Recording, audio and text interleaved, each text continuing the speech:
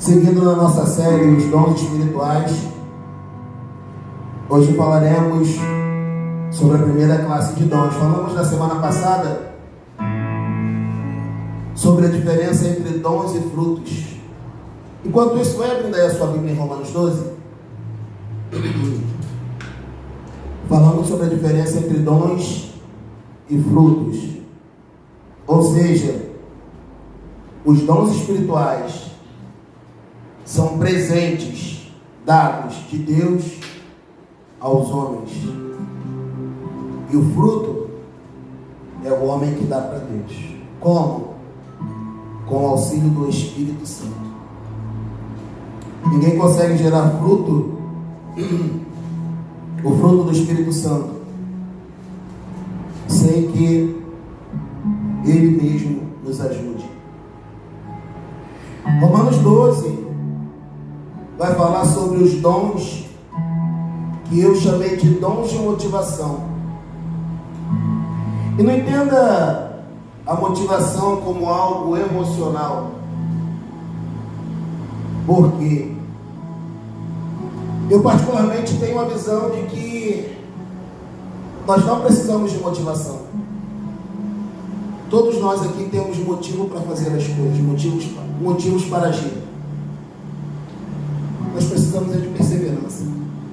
A motivação já está dentro de nós. Por que eu acordo cedo? Por que eu adoro a Deus? Por que eu oro? Por que eu busco? Por que eu leio a palavra? Eu tenho essa motivação dentro de mim. Eu tenho um porquê de fazer essas coisas.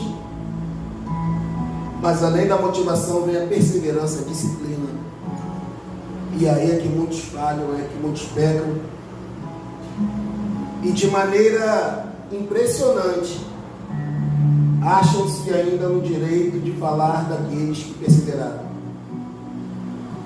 Mas Deus é bom e a sua misericórdia dura para sempre. Romanos capítulo 12, a partir do versículo 3, diz assim: porque pela graça que me é dada, digo a cada um dentre vós, que não saiba mais do que convém saber, mas que saiba com moderação, conforme a medida da fé que Deus repartiu a cada um.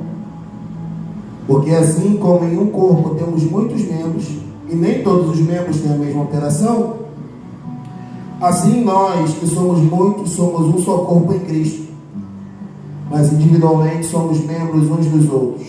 Versículo 6. De modo que, tendo diferentes dons, segundo a graça que nos é dada, se é profecia, seja ela segundo a medida da fé. Se é ministério, seja ministrar. Se é ensinar, haja dedicação ao ensino. Ou o que exorta, use esse dom em exortar. O que reparte, faça-o com liberalidade. O que preside, com cuidado. E o que exercita misericórdia, com alegria. Pai, em nome de Jesus, nós queremos glorificar e exaltar ao Senhor por esta oportunidade de estarmos em sua presença. Receba aquilo que nós temos a te oferecer, para a glória do Deus santo nome, em nome de Jesus, amém, e graças a Deus. Esses são os dons de motivação, motivação para dentro da igreja, motivação para fazer a igreja avançar. Ora, verdade é que nós precisamos tomar muito cuidado com essas questões de dons espirituais, e é por isso que a gente está fazendo essa série. Por quê, pastor? Porque as pessoas pensam que os dons espirituais são o fim de Jesus em suas vidas, ou o fim do ministério. Elas estão no ministério por causa dos dons. Mas parece que as pessoas não entenderam que a todos nós foi dado, no mínimo, um dom. E eu trouxe os dons de motivação hoje, porque diferente dos dons de 1 Coríntios 12, muitas pessoas têm e manifestam esses dons espirituais que são, e não sabem que o possuem, não sabem que esses são dons espirituais. Então eu quero hoje falar sobre verdades, 4 verdades sobre dons espirituais. Primeiro, os dons espirituais não são ferramentas de automotivação, de autopromoção, melhor dizendo. Os dons espirituais são ferramentas de ativação espiritual e ministerial. Deus nos deu dons espirituais para que a igreja avance, para que a igreja prospere, para que a igreja progrida e almas sejam ganhas para o reino de Deus. As pessoas estão pensando que dom espiritual é para mostrar que eu sou mais espiritual do que você, é para mostrar que eu tenho mais intimidade com Deus do que você. Não. Muitos daqueles que fluem nos dons espirituais não têm a menor intimidade com Cristo. E Mateus 7,23 nos mostra que um homem cheio de dons espirituais, dons que impressionam os homens, um homem que pensava que os dons espirituais que lhe haviam sido dados era a chancela de intimidade com Deus, foi lançado pelo próprio Jesus no inferno, porque era cheio de dons, mas não tinha intimidade com Cristo. É isso que precisamos entender. Os dons não são ferramentas de autopromoção, mas de ativação espiritual e ministerial. Não se deixe enganar. Não se deixe enganar. Foi Deus quem te deu. E Ele não toma de você. Mas isso não impressiona a Deus. Porque são dele. Todos são dele. E se são dele, Ele quem deu, a gente não vai impressionar Cristo por isso. Não vai. Então, eles são ferramentas de ativação espiritual e ministerial. Segunda verdade, eles devem ser utilizados com humildade.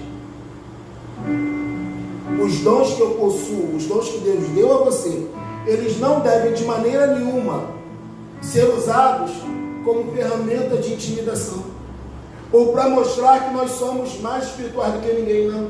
Eles devem ser usados com humildade. Por isso que Paulo diz, olha, digo a cada um de vós que não saiba mais do que convém saber, mas que saiba com mansidão, com temperança, segundo a medida de fé que Deus repartiu a cada um.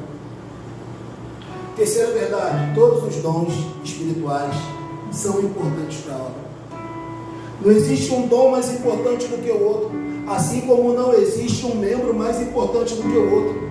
Se existe um membro no teu corpo, por mais imperceptível que ele seja, ele serve a algo, ele tem uma função. E ele completa o corpo de Cristo. Então nenhum dom deve ser desprezado. Nenhum dom deve ser minimizado. Nenhum dom deve ser colocado acima do outro. Porque são maneiras que o dom se manifesta. E essas maneiras com as quais os dons se manifestam, elas não são também a chancela de que eu sou mais espiritual do que você. Não sou. Porque a um Deus deu um, a outro deu dois. Deus deu dois e a outro Deus deu 4. Se você recebeu 4, ou se você recebeu 1, você tem que trabalhar esse dom que Deus te deu e multiplicar no reino espiritual, no mundo espiritual, para a glória do nome de Deus. Quarta e última verdade que eu quero falar aqui hoje, antes de entrar propriamente nos dons. Cada um de nós deve buscar o aperfeiçoamento dos seus dons. Qual é o meu dom, pastor? Não sei. O que você mais gosta de fazer na obra? O que você sente que, se você pudesse fazer em todo o tempo, você faria? O que? Esse é seu dom. Então trabalhe com esse dom para que ele seja ativado, para que ele seja manifesto, para que ele seja aperfeiçoado. Mas diferente dos próximos dons que falaremos, que são os dons verbais, os dons de revelação e os dons de poder, cada semana falaremos de uma classe desses dons, em 1 Coríntios. Esses aqui não chamam muita atenção dos homens. Não chamam muita atenção. Na verdade, a Bíblia fala sobre basicamente 16 dons. 16 ou 15, a depender da conta. Mas só se falam de alguns que são, entre aspas, espetaculares. E são esses que todos querem.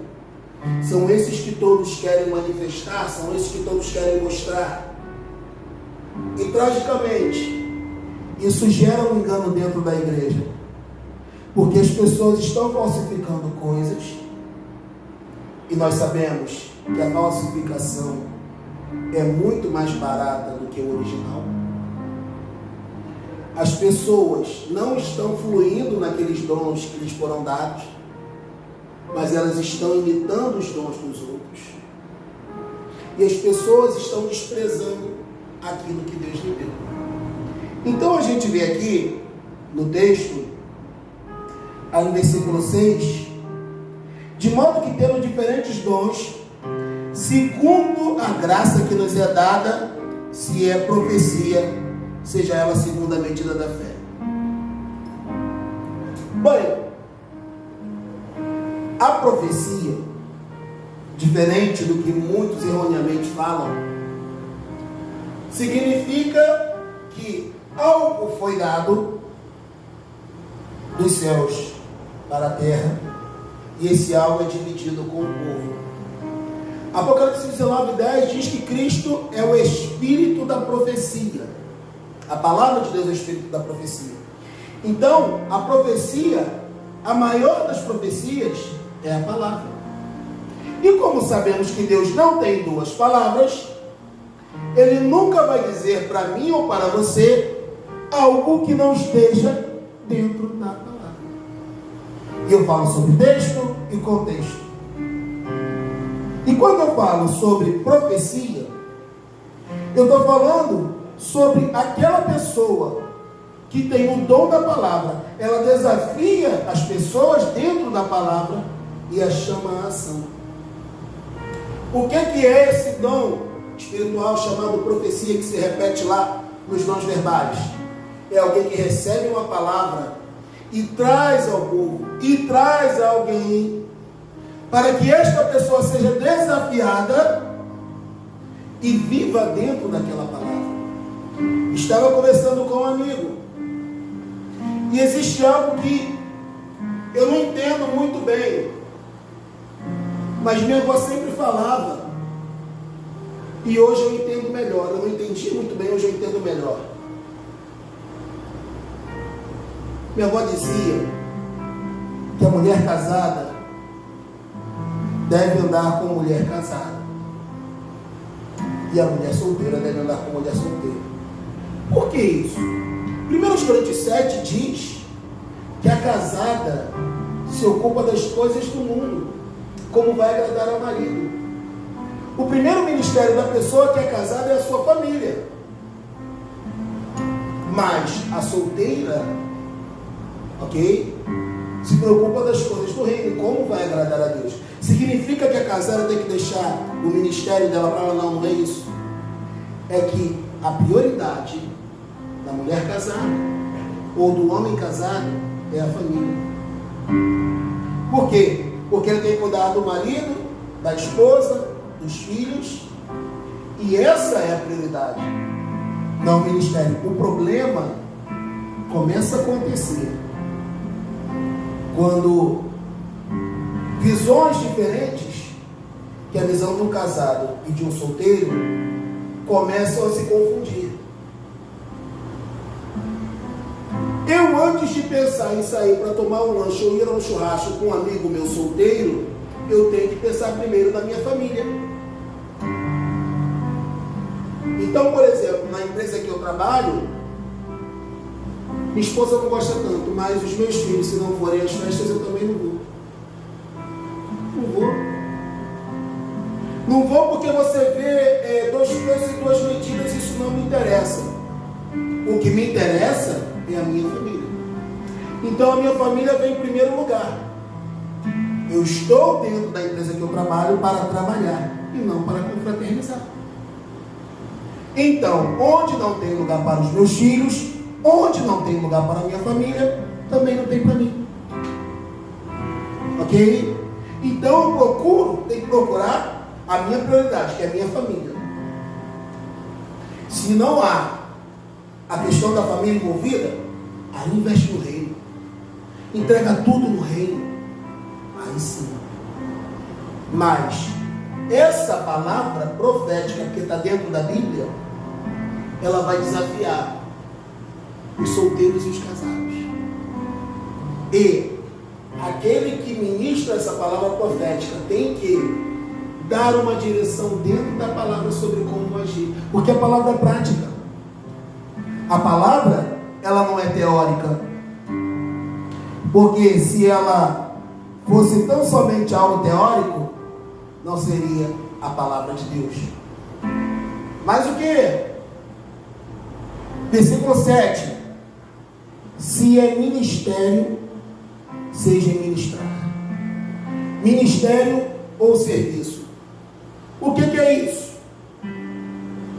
Todos os membros do corpo de Cristo são chamados a servir uns aos outros e satisfazer as necessidades espirituais uns dos outros.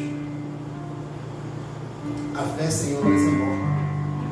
As pessoas têm confundido ministério com cargo. E ministério não é igual a cargo. Ministério não é igual a profissão. Ministério não é igual a posição. Não. Caso pessoal, muitas pessoas já me chamavam de pastor antes de ser. Por que isso? Aconteceu com minha esposa também. Por que isso? Porque eles chamavam de pastores antes de sermos. Muito simples. Porque nós já servíamos como pastores. As pessoas reconheciam o ministério pastoral em nós. Só que não adianta apenas as pessoas reconhecerem. Primeiro, se eu não trabalho, se eu não fluo naquele ministério, se eu não fluo naquele serviço, e eu tenho que ser reconhecido por uma igreja, porque o ministério pastoral é dado para a igreja, assim como os outros 5 dons ministeriais, que é uma outra coisa. Então, o Deus que nos chama para o ministério, nos chama para o serviço. Deus não nos chama para o cargo. É por isso que, se na CA Deus não falar de maneira diferente, não vai haver esse negócio de cadeirinha em púlpito. Porque todo mundo é igual. Ninguém é melhor do que ninguém. Os pastores, os líderes, os ministérios são os primeiros servos. E não, eu sou pastor e você tem... Não. O pastor deve servir ao povo. Se o pastor serve ao povo, o povo tem o maior prazer em servir ao pastor. Agora, o pastor também tem que ter a sensibilidade de não forçar ninguém a nada. Porque aprendi e guardei na minha vida. É melhor eu ter um bom obreiro do que um mau evangelista. E relacionamento forçado não presta. Se o pastor serve, se o pastor se dá no relacionamento com alguém e ele não recebe a reciprocidade daquilo, ele precisa começar a permitir que a pessoa prove do fruto das suas escolhas. A liderança tem que entender isso. Não pode, não deve ser forçado. Amém? Então, o ministério fala sobre serviço. Exortação, ensino. Se é ensinar, haja dedicação ao ensino. O cara que ensina, ele pega esse livro aqui, a palavra de Deus, e ele transforma em algo simples. Ele expõe essa verdade aqui de uma maneira muito simples para todo mundo entender. Esse é o ministério do ensino. Mas só pode ensinar quem aprende. Se você não aprende, você não pode ensinar. Ministério de ensino não pode ser dado com base em preferências ou amizades pessoais. Não. Quem ensina precisa aprender primeiro. Se você não aprende, você não pode ensinar. E quanto mais poderoso será o seu ensino quando você aprender e viver aquilo. Está vendo que até o presente momento não tem nada de espetacular. Não tem nada de não tem. Amém? Versículo 8. Ou que exorta, use esse dom em exortar. Hoje o sermão é textual, versículo a versículo. Veja, a exortação, diferente do que muitos falam, pensam, imaginam, não é igual à bronca. Fulano exortou Beltrano. Não. Exortação é encorajar. Exortação é fortalecer. Exortação é inspirar. É pegar alguém que está caído, levantar e de braços dados, vamos lá, vamos juntos. Isso é exortar. Exortar não tem nada a ver com a bronca. Porque a bronca, ela tem um efeito limitado. A inspiração não. Quando você fortalece alguém, quando você inspira alguém, é outra história. Sabe por que eu procuro atender a todo mundo, fortalecer a todo mundo que me procura? Porque eu não quero que eles façam isso com base nas minhas palavras. Eu quero que os discípulos da Seara façam isso com base no exemplo que eles veem em nós.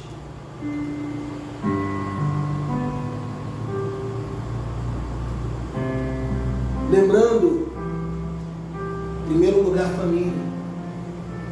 Segundo lugar, não posso me permitir ser uma lata de lixo emocional. Não posso. Mas eu quero que os irmãos, vendo aquilo ali, eles sejam inspirados a agir da mesma maneira.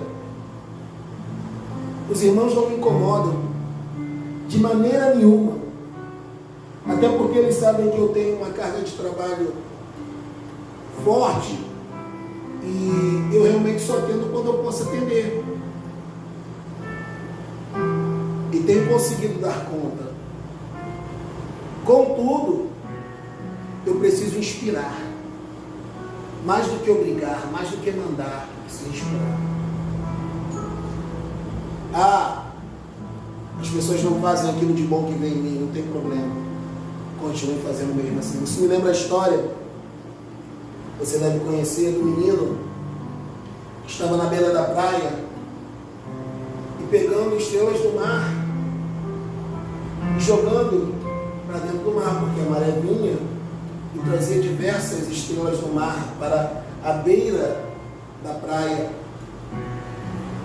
E aquelas estrelas do mar, se não estiverem na água, elas morrem. Morre. E quando a maré vem, em algumas praias, ela fica cheia de estrelas do mar ali. E a maré vem atrás e não consegue levar todas de volta. E exatamente nesse lugar que aquele menino estava pegando estrelas do mar e jogando novamente para dentro da água. E o homem vendo aquilo, ele diz para aquele jovem: ei, garoto, tu não está vendo que isso aí não vai adiantar? Que você não vai conseguir salvar todas as estrelas do mar? Que isso não vai fazer a diferença? O jovem olha para a cara daquele homem, se abaixa, pega mais uma estrela do mar e diz: para essa aqui faz a diferença. E joga novamente dentro do mar.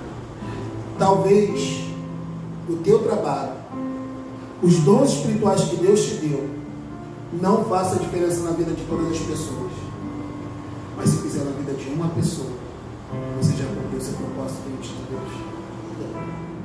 Deus dá dons de liderança para alguns de nós, para que o grupo avance.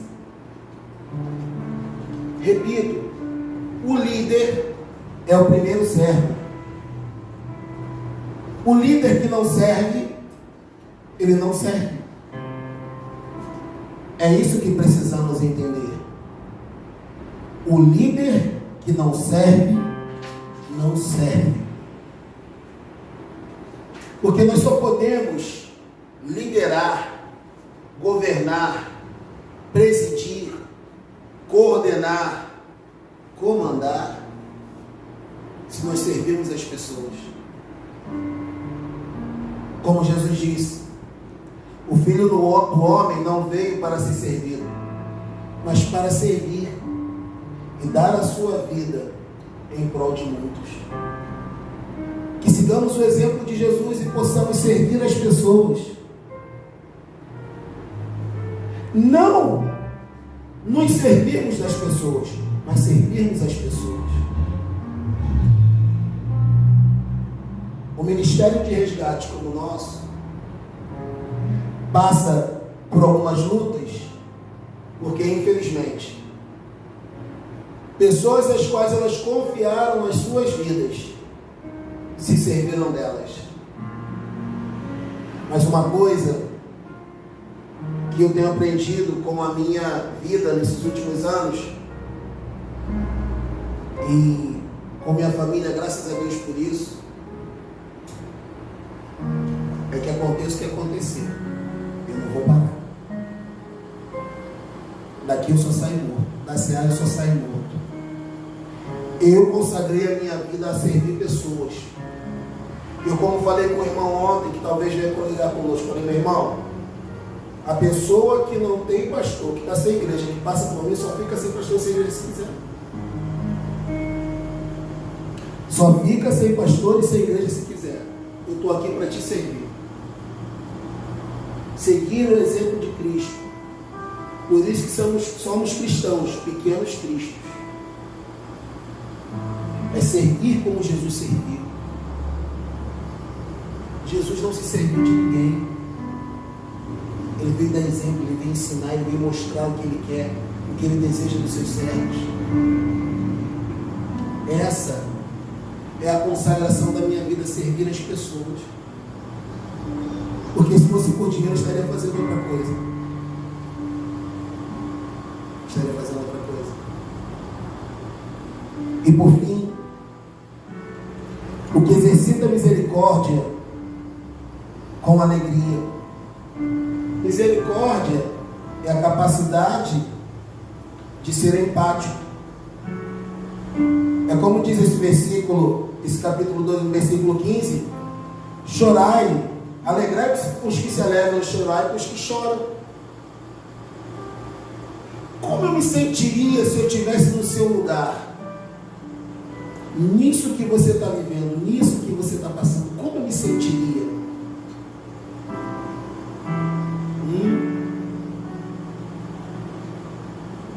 Como eu me sentiria se no momento de meu choro eu estivesse sozinho?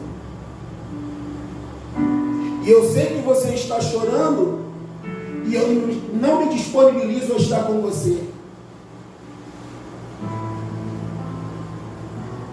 A gente é chamado para isso. Por um outro lado, do que adianta se alegrar com as vitórias e conquistas da vida se eu não tenho com quem me alegrar, com quem repartir aquilo que Deus me deu? Isso é exercer misericórdia, é estar próximo do coração de Deus. Um miserável como eu que está próximo do coração de Deus, misericórdia. Eu pego o miserável que está lá fora e trago esse miserável que está lá fora perto do coração de Deus. Tiago diz que o juízo será sem misericórdia para aqueles que não exerceram misericórdia. Contudo, a misericórdia triunfa sobre o juízo. O que ele está dizendo? Se você não exercer misericórdia em vida, no dia do juízo você também não receberá a misericórdia de Deus. E é exatamente por isso que a misericórdia, ela triunfa sobre o juízo, sobre a justiça.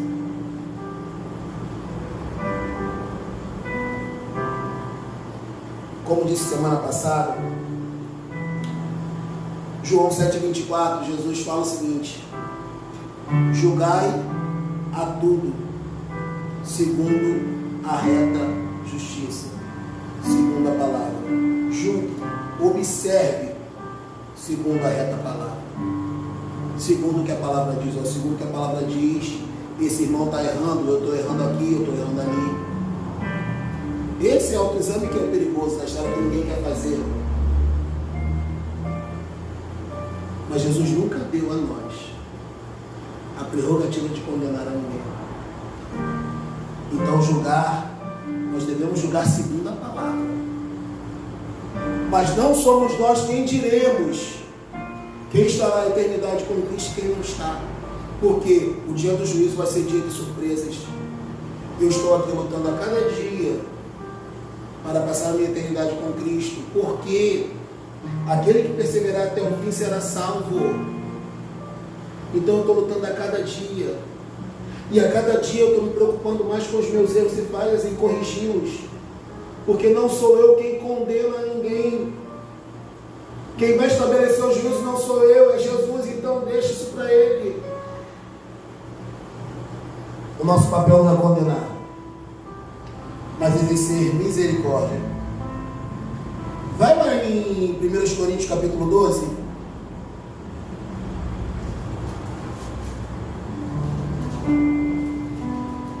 Olha a recomendação do apóstolo Paulo para mim e para você.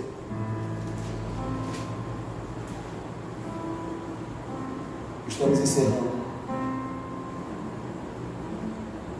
1 Coríntios capítulo 12.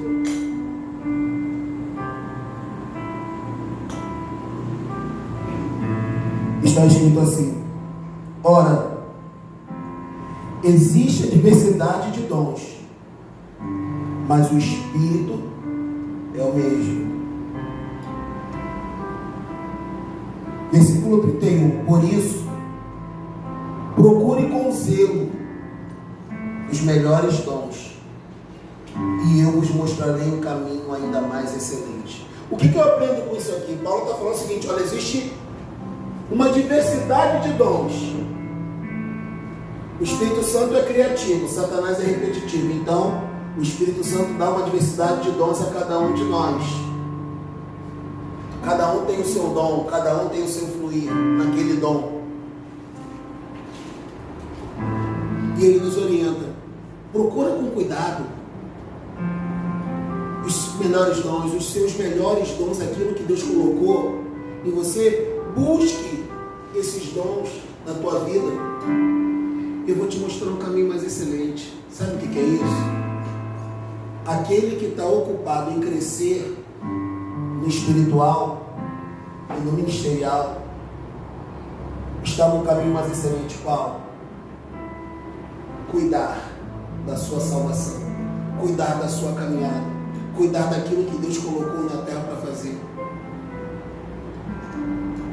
E nós não fomos colocados aqui para condenar.